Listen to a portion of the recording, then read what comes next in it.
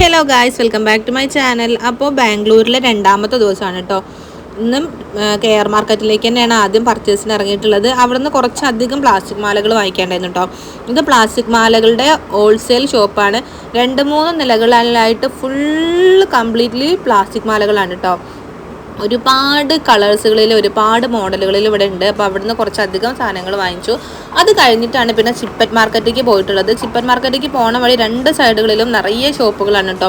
ഒരുപാട് പല ഷോപ്പുകളാണ് കേട്ടോ. ടെക്സ്റ്റൈൽസ്, ഓർണമെൻറ്റ്സ്, അത് ഇത് പറഞ്ഞിട്ട് ഒരുപാട് ഷോപ്പുണ്ട്. ഇപ്പോൾ ഞങ്ങൾ എത്തിയിട്ടുള്ളത് ലൈറ്റിൻ്റെ മാത്രമായിട്ടുള്ള ഒരു ഏരിയയാണ്.